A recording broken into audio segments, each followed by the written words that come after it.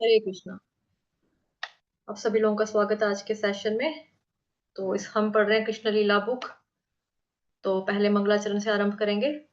ओम अज्ञानतिमिरान्धस्य ज्ञानाञ्जनशलाकया चक्षुरुन्मिलितं येन तस्मै श्रीगुरुवे नमः। श्रीचैतन्यमनोभीष्टं स्थापितं येन भूतले स्वयं रूपः कदा मह्यं ददाति स्वपदान्तिकम्। वन्देऽहं श्रीगुरुः श्रीयुतपदकमलं श्रीगुरुन् वैष्णवांश्च श्रीरूपं साग्रजातं सहगण रघुनाथान्वितं तं सजीवं साद्वैतं सावधूतं परिजन कृष्ण सहितं कृष्ण चैतन्य देवं श्री राधा कृष्ण पादान सहगण ललिता श्री विशाखान्वितांश्च नमः ओम विष्णुपादाय कृष्ण प्रेष्ठाय भूतले श्रीमते भक्ति वेदांत स्वामिनिति नामिने नमस्ते सारस्वते देवे गौरवाणी प्रचारिणे निर्विशेष शून्यवादी पाश्चात्य देश तारिणे नमो महावदन्याय कृष्ण प्रेम प्रदायते कृष्णाय कृष्ण चैतन्य नामने गौरत्विषे नमः। हे कृष्ण करुणा सिंधो दीनबंधो जगतपते गोपेश गोपिका कांत श्री राधा कांत नमोस्तुते। तप्त कांचन गौरांगी श्री राधे वृंदावनेश्वरी वृषभानुसुते देवी प्रणमामि हरिप्रिये। वाञ्छाकल्पतरुभ्यश्च कृपा सिन्धुभ्येव च पतितानां पावनेभ्यो वैष्णवेभ्यो नमो नमः। जय श्री कृष्ण चैतन्य प्रभु नित्यानंद श्री अद्वैत गदाधर श्रीवासादि गौर भक्त वृंद। हरे कृष्ण कृष्ण कृष्ण हरे हरे हरे राम राम राम हरे हरे।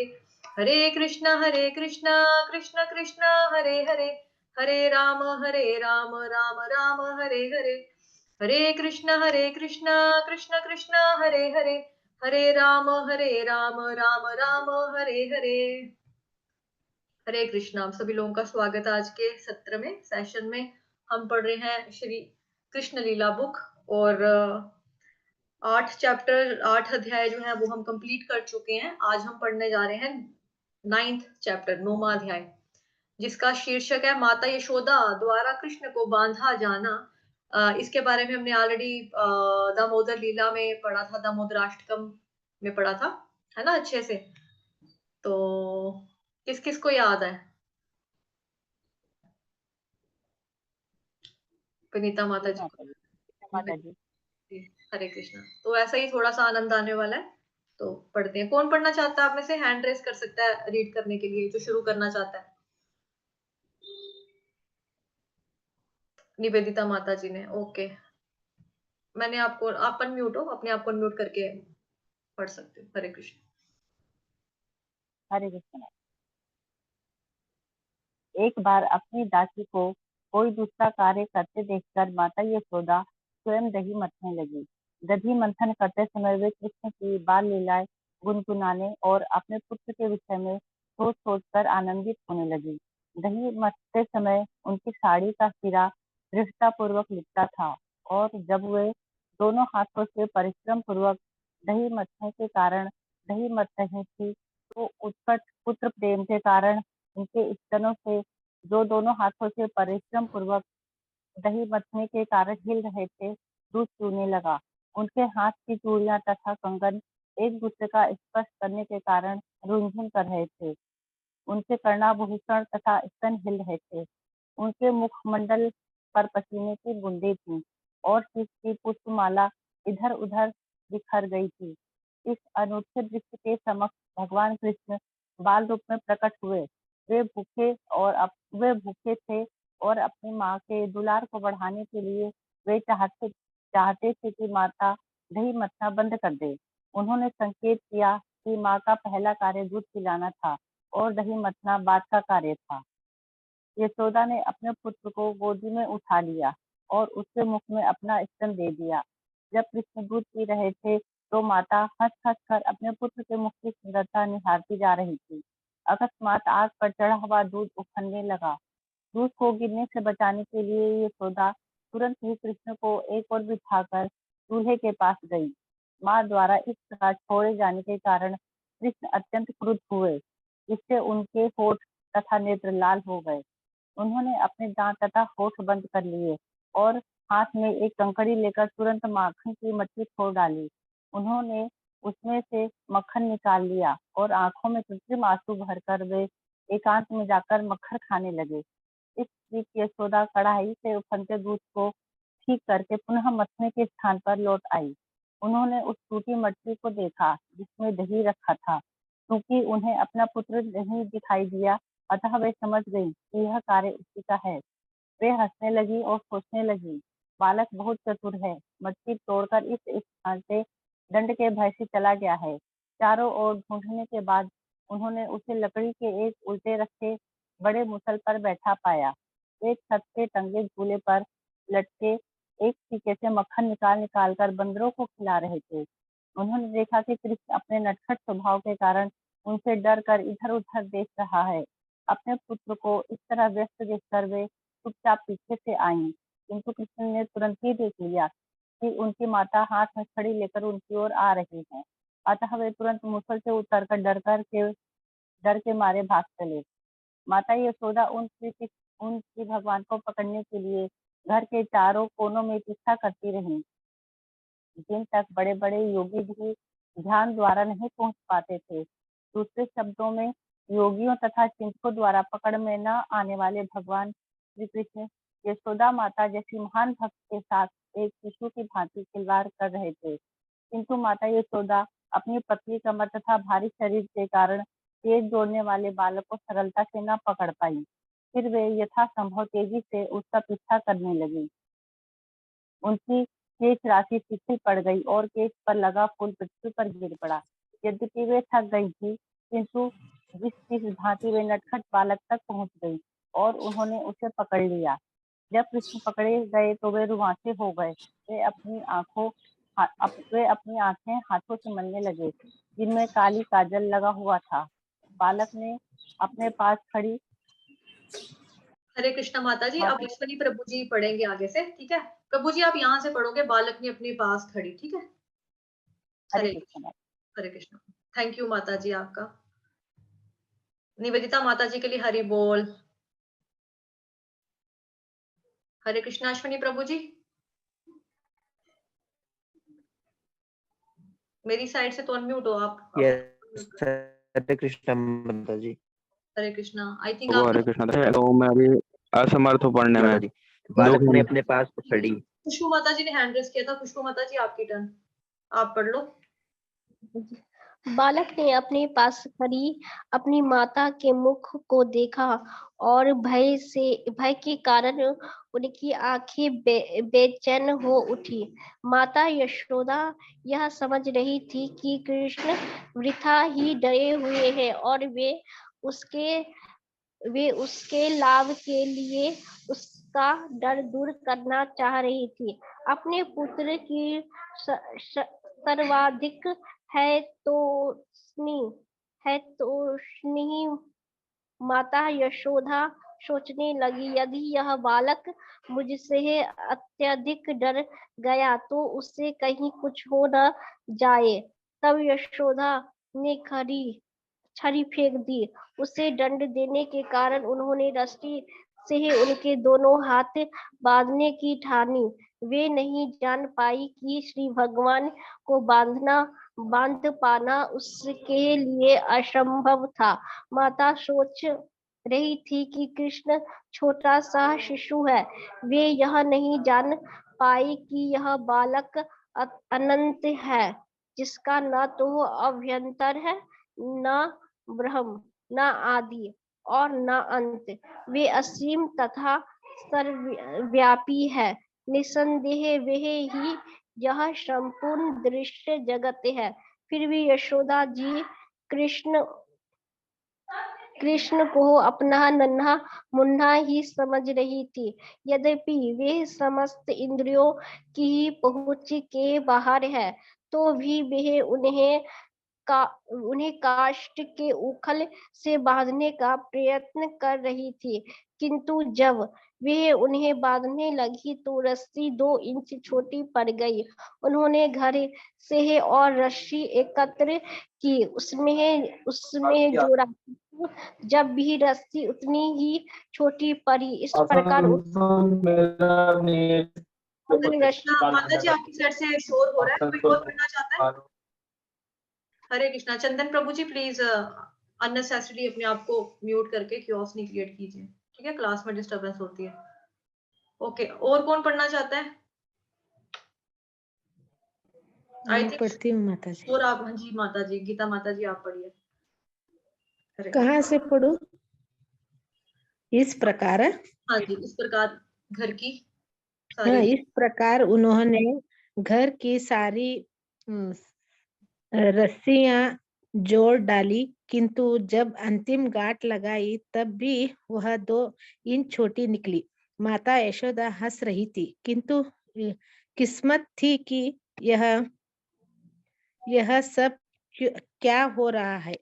वे श्री कृष्ण को बांधने के प्रयास में थक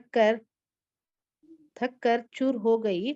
उनके पसीने आ गया और सीसा की माला नीचे गिर पड़ी। तब माता को इतना श्रम करते देख कृष्ण को दया आ गई और वे रस्सी द्वारा बांधाए जाने के लिए राजी हो गया। कृष्ण माता यशोदा के घर में एक मानवी बालक की भांति अपने चुनी हुई लीलाएं कर रहे थे। निस्संदेह श्री भगवान को अपने वश में कौन कर सकता है। शुद्ध भक्त भगवान के चरण कमलों पर स्वयं को अर्पित कर देता है, चाहे वे उसकी रक्षा करे या उसे मिटा दे, किंतु भक्त अपने शरणागत पद को कभी भी नहीं भूलता। इस प्रकार भगवान भी अपने भक्त की रक्षा करने में दिव्य प्रसन्नता को अनुभव करते हैं। इसका प्रत्यक्ष उदाहरण कृष्ण द्वारा माता यशोदा के प्रति समर्पण है। कृष्ण अपने भक्तों के लिए सभी प्रकार की मुक्ति के दाता है, किंतु उन्होंने यशोदा को जो वरदान दिया उसका अनुभव ब्रह्मा जी, शिव जी या लक्ष्मी देवी तक को कभी नहीं हो पाया। हरि बोल। ये आगे ये गीता माता जी के लिए हरि बोल, खुशबू माता जी के लिए हरि बोल। अभी आगे से चांदी माता जी पढ़ना चाहते हैं, उन्होंने हैंड रेस किया। चांदी माता जी आप पढ़ो यहाँ से, श्री भगवान जो। हरे कृष्ण। हाँ, हरे कृष्ण माता जी, मेरी आवाज आ रही है ना? बिल्कुल बिल्कुल पढ़िए प्लीज। हाँ, श्री भगवान जो नंद महाराज तथा यशोदा के पुत्र रूप में विख्यात हैं। योगियों, माता यशोदा द्वारा कृष्ण का बांधा जाना तथा चिंतकों तक के लिए भी कभी पूर्ण रूपेण ज्ञेय नहीं है, किंतु भक्तों के लिए सहज सुलभ है। न ही वे योगियों तथा चिंतकों द्वारा समस्त आनंद के परम आधार के रूप में जाने जाते हैं। अपने पुत्र को बांध देने के बाद यशोदा गृह कार्य में लग गई। उस समय उल्लख में बंधे हुए कृष्ण ने अपने समक्ष वृक्षों की एक जोड़ी यमल देखी, जिन्हें अर्जुन वृक्ष कहा जाता था। अतः परम आनंद कंद भगवान श्री कृष्ण ने अपने मन में विचार किया, पहले मेरी माता ने मुझे पीने को पर्याप्त दूध नहीं दिया था, जिससे मैंने दही की मत तोड़ दी थी और सारा मक्खन बंदरों को बांट दिया था। अब उन्होंने मुझे काष्ठ के उखल से बांध दिया है, अतः मुझे पहले से अधिक शैतानी का कार्य उपद्रव करना चाहिए।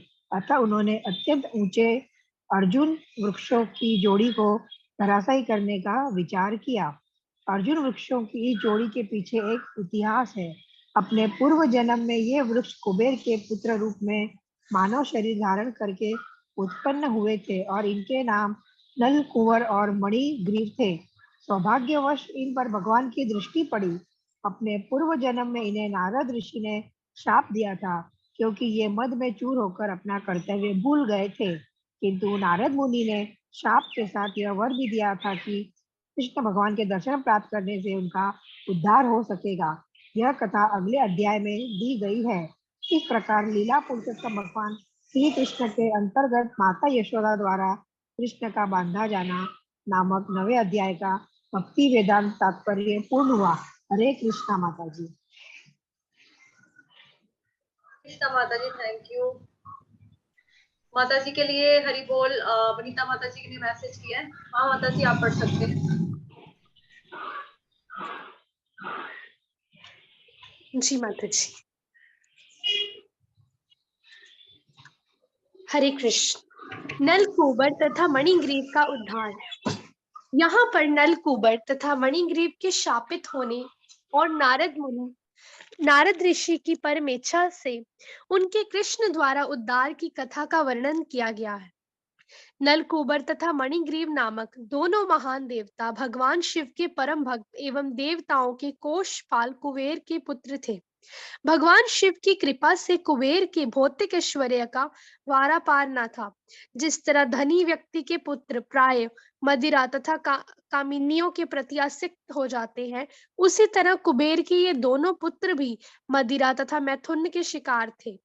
एक बार ये दोनों सुखोपभोग की इच्छा से मंदाकिनी गंगा के तट पर स्थित कैलाश प्रांत में भगवान शिव के उद्यान में प्रविष्ट हुए। वहां मदिरा पान करके उस सुगंधित पुष्पों वाले उद्यान में वे साथ में गई हुई सुंदरियों का मधुर संगीत सुनने में लीन हो गए। उसी मत अवस्था में ही वे दोनों कमल पुष्पों से युक्त गंगा के जल में घुसकर युवतियों के साथ इस तरह आनंद लूटने लगे जैसे हाथी जल के भीतर हथिनियों के साथ करता है। जब वे इस प्रकार जल क्रीड़ा का आनंद लूट रहे थे तो उधर से सहसा नारद मुनि का आगमन हुआ। वे समझ गए कि नल कुबर तथा मणिग्रीव दोनों देवता इतने मदोन्मत्त हैं कि वे दोनों उन्हें आते भी ना देख पाए। युवतियां देवताओं जितनी मदोन्मत्त न थी और वे नग्न होने के कारण नारद मुनि के समक्ष परम लज्जित हुई और जल्दी में अपना शरीर ढकने लगी। कुबेर के दोनों देवपुत्र इतने मदांध थे कि उन्होंने नारद की उपस्थिति की परवाह न की, अतः वे अपने शरीरों को आच्छादित नहीं कर पाए। जब नारद ने देखा कि ये दोनों मदिरा के कारण इतने पतित हो गए हैं, तो उनके कल्याण की इच्छा से उन्होंने उन्हें शाप देकर अपनी अहेतुकी कृपा प्रदर्शित की। चूंकि ऋषि उन पर दयालु थे, अतः वे चाहते थे कि इनका मदिरा पान तथा तरुणियों की संगति का मिथ्या सुख छूट जाए और वे कृष्ण का साक्षात दर्शन प्राप्त कर सके। अतः उन्होंने शाप देने की सोची। उन्होंने कहा कि भौतिक सुख के प्रति आकर्षण का कारण रजोगुण की वृद्धि है। भौतिक जगत में जब मनुष्य को धन तथा वैभव का लाभ होता है, तो उसे सामान्य रूप से 3 वस्तुओं की लत पड़ जाती है: नशा, मैथुन तथा धूर्त क्रीड़ा। ऐश्वर्यवान मनुष्य संपत्ति एकत्र हो जाने के कारण गर्वित हो उठने से इतने निर्दयी हो जाते हैं कि वे कसाई घर खोल खोल कर पशुओं की हत्या करते हैं और ये सोचते हैं कि उनकी मृत्यु कभी नहीं होनी है। ऐसे मूर्ख व्यक्ति प्राकृतिक नियमों को भूलकर देह वासना में लिप्त हो जाते हैं। वे भूल जाते हैं कि भौतिक शरीर चाहे मनुष्य सभ्यता में उन्नत होकर देवताओं के पद को भी क्यों ना प्राप्त हो जाए, अंत में जलकर राख हो जाएगा। और जब तक कोई जीवित रहता है, तब तक शरीर की बाहरी दशा चाहे जैसी भी हो, भीतर केवल मल मूत्र तथा विविध प्रकार के कीड़े भरे रहते हैं। इस प्रकार अन्य जीवों के साथ ईर्ष्या तथा हिंसा में प्रवृत्त रहकर भौतिकवादी कभी जीवन के चरम लक्ष्य को नहीं समझ पाता और जीवन लक्ष्य को बिना अगले जन्म में नरक की ओर बढ़ता जाता है। अगले जन्म में ऐसे मूर्ख पुरुष इस नश्वर देह के कारण सभी प्रकार के पाप कर्म करते हैं और वे ये भी नहीं सोच पाते कि शरीर वास्तव में उनका है भी कि नहीं। सामान्यतः ये कहा जाता है कि जो शरीर को पालता है, शरीर उसी का होता है। अतः मनुष्य को यह सोचना चाहिए कि यह शरीर स्वयं उसी का है या उस स्वामी का है जिसकी वह सेवा करता है। दासों का स्वामी अपने दासों का पूर्ण स्वामित्व जताता है, क्योंकि वही उनको भोजन प्रदान करता है। तब यह प्रश्न पूछा जा सकता है कि क्या यह शरीर उस पिता का है जो इस शरीर का बीजदाता है, या कि माता का है जिसने अपने गर्भ में बालक के शरीर को विकसित किया। हरे कृष्णा विनीता माता हरे जी। कृष्ण। मानसी हरे माता जी, कृष्ण। आज आप पढ़ेंगी। हरे कृष्ण माता जी। हरे कृष्ण माता। मूर्ख लोग आत्मा और देह को एक मानने की भ्रांति के कारण सभी प्रकार के पाप करते रहते हैं, किंतु मनुष्य को इतना बुद्धिमान तो होना ही चाहिए कि वह समझ सके कि यह शरीर किसका है। मूर्ख व्यक्ति अपने शरीर पालन के लिए अन्य पशुओं का वध करता है, किंतु वह यह विचार नहीं करता कि यह शरीर उसका है या उसके पिता का या माता अथवा नाना का है। कभी कभी यह पिता अपनी पुत्री को किसी ऐसे व्यक्ति को देता है जिससे वह पुत्री के पुत्र को अपने पुत्र रूप में पुनः प्राप्त कर सके। यह शरीर ऐसे बलवान व्यक्ति का भी हो सकता है जो उससे जबरन कार्य करा ले। कभी कभी दास का शरीर किसी स्वामी को बेच दिया जाता है और उस दिन से उसका शरीर स्वामी का हो जाता है और जीवन के अंत में वही शरीर अग्नि का हो जाता है, क्योंकि शरीर अग्नि को समर्पित कर दिया जाता है और वह जल कर छार हो जाता है। अथवा यह शरीर सड़क पर फेंक दिया जाता है जिससे उसे कुत्ते तथा गिद्ध खा जाए। शरीर पालन के लिए सब प्रकार के पाप करने के पूर्व मनुष्य को यह जान लेना चाहिए कि यह शरीर किसका है।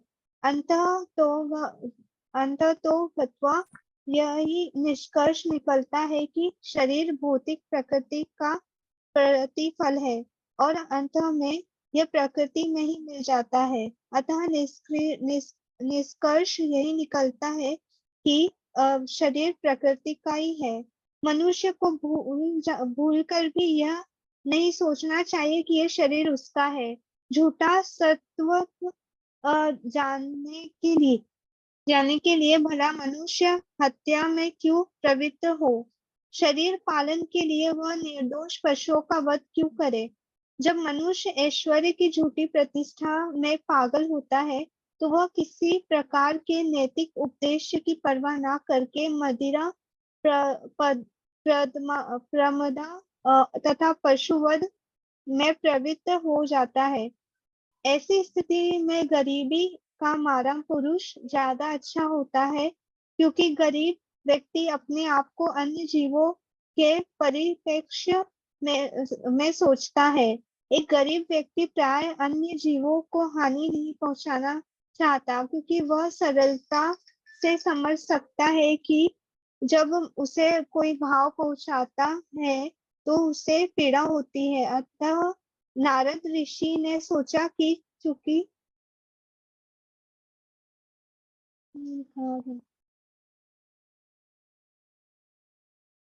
हाँ 2 मिनट माता जी, यहाँ पे ही है, ये ऊपर गया माता जी, ऊपर है वो।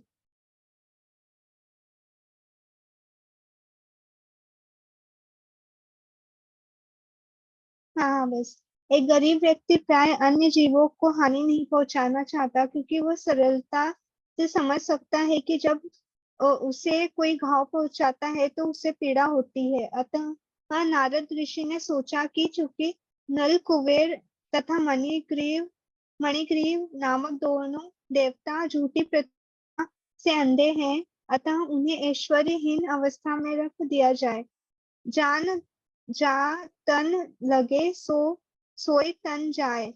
एक बुद्धिमान गरीबी की हालत में रहकर कभी नहीं चाहता कि अन्य कोई इस अवस्था को प्राप्त हो। सामान्य रूप से यह देखा जाता है कि जो गरीबी से उठकर धनी बनता है वह जीवन के अंत में अनंत में कोई ना कोई दातव्य संस्था बन जाता है, जिससे अन्य गरीब लोग लाभान्वित हो सके। संक्षेप में एक दयावान व्यक्ति अन्यों के सुख तथा दुख के प्रति सहानुभूति रखता है। गरीब व्यक्ति वर्ग से बहुत कम ही फूलता है, प्राय वह सारे उन्माद से रहित होता है। ईश्वर की कृपा से उसे जो कुछ भी अपने निर्वाह के लिए मिल जाता है उसी से वह संतुष्ट रहता है। गरीबी की अवस्था में रहते जाना एक प्रकार की तपस्या है। अतः वैदिक संस्कृति के अनुसार ब्राह्मण लोग भौतिक ऐश्वर्य की झूठी प्रतिष्ठा से बचे रहने के लिए प्राय गरीब बने रहना चाहते हैं। भौतिक संपन्नता से उन्नति होने से झूठी प्रतिष्ठा आध्यात्मिक उत्थान के लिए सबसे बड़ा अवरोध है। गरीबी का मारा व्यक्ति अधिकाधिक खाकर जरूरत से ज्यादा मोटा नहीं बन सकता और आवश्यकता से अधिक ना खा सकने के कारण उसकी इंद्रियां अत्यधिक चंचल नहीं रहती। जब इंद्रियां अधिक चंचल नहीं होती तो वह हिंसक भी नहीं बन सकता। गरीबी का दूसरा लाभ यह है कि साधु पुरुष किसी गरीब के घर में सरलता से प्रवेश कर सकता है और गरीब व्यक्ति साधु पुरुष की संगति का लाभ उठा सकता है।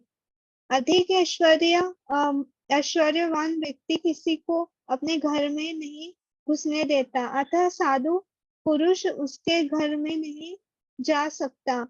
वैदिक पद्धति के अनुसार साधु पुरुष एक सन्यासी का स्थान ले लेता है, अतः गृहस्थ से किसी वस्तु को मांगने के बहाने वह किसी भी घर में जा सकता है। गृहस्थ जो गृह कार्य में व्यस्त रहने के कारण आध्यात्मिक उन्नति के विषय में सामान्यतः सब कुछ भुला रहता है, साधु पुरुष की संगति से लाभ उठा सकता है। साधु की संगति द्वारा एक गरीब मनुष्य को मुक्त होने के लिए काफी अवसर मिलता रहता है।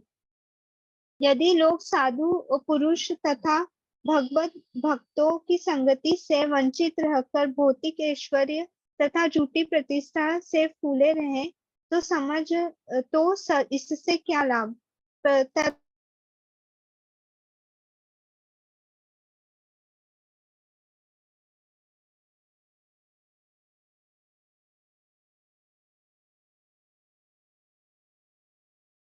हरे कृष्णा गीता माता जी, आप पढ़ सकते हो। मानसी माता जी के लिए हरि बोल, विनीता माता जी के लिए हरि बोल। गीता माता जी तत्पश्चात से पढ़ना है। माता जी हाँ। तत्पश्चात नारद ऋषि ने सोचा कि यह उनका धर्म है कि इन्हें देवताओं को वे ऐसी स्थिति में पहुंचा दे जहां वे भौतिक ऐश्वर्य तथा प्रतिष्ठा से झूठे हो गर्वित न हो। नारद दयालु थे और वे उन्हें पतित जीवन से उभारना चाह रहे थे, किंतु वे तमोगुणी थे और अपनी इंद्रियों को वश में न रखा सकते कि कारण विषय जीवन के प्रति लिप्त थे। उन्हें इस गर्वित अवस्था से बचाना नारद जैसे साधु पुरुष का कर्तव्य था। पशु जीवन में पशु को इतना ज्ञान नहीं होता कि वह नंगा है, किंतु कुबेर तो देवताओं का कोषपाल था और एक अन्यथा उत्तरादायी पुरुष और नलकुंवर तथा मणिग्रीव दानी दोनों उसके पुत्र थे, तो भी वे ऐसे पशुव्रता एवं लापरवाही हो गए थे कि मदोत्समत होकर वे यहाँ से समझ पाए कि वे नंगे हैं। अधोभाग को वस्त्र से ढक रहना मानवीय सभ्यता का नियम है और जब मनुष्य को स्त्रियों इसे नियम को भूल जाते हैं तो वे पशुओं से बेहतर नहीं रह जाते। अतः नारद ने सोचा कि उनके लिए सबसे उत्तम दंड नहीं होगा कि उन्हें जड़ जीव या वृक्ष बना दिया जाए। वृक्ष स्वभाव से जड़ आचार होते हैं, यद्यपि वृक्ष तमोगुण से आच्छादित होते हैं, किंतु वे कोई हानि नहीं पहुंचा सकते। नारद मुनि ने सोचा कि इनके लिए उपयुक्त यही होगा कि ये दोनों भाई मेरे कृपा से वृक्ष बन जाए, किंतु उनमें इतनी स्मृति बनी रही जिससे वे जान सके कि उन्हें क्यों दंडित किया जा रहा है। शरीर बदल जाने पर जीवात्मा सामान्य रूप से अपने पूर्व जीवन को भूल जाता है, किंतु विशेष परिस्थितियों में ये ईश्वर की कृपा होने पर वहां समस्त स्मरण रख सकते हैं, जैसे कि नल कुंवर तथा मणिग्रीव के साथ हुआ। अतः नारद मुनि ने विचार किया कि इन दोनों देवों को देवताओं के 100 वर्ष तक वृक्ष के रूप में क्यों न रहना दूं, और उसके बाद भगवान की अहेतुकी कृपा से इन्हें भगवान के साक्षात दर्शन हो सकते। इस प्रकार वे पुनः देवताओं को तथा भगवत भक्तों का जीवन प्राप्त कर सकेंगे। इसके बाद ऋषि नारद अपने धाम नारायण आश्रम को लौट आए और वे दोनों देवता वृक्षों में परिणत हो गए, जिनका नाम यमलार्जुन पड़ा। इन दोनों देवताओं पर नारद की अहेतुकी कृपा हुई थी, जिससे वे नंद के आंगन में उग सके। और ये थोड़ा नीचे करो मैम, माता जी थोड़ा नीचे करो, हाँ, और भगवान कृष्ण का साक्षात दर्शन कर सके।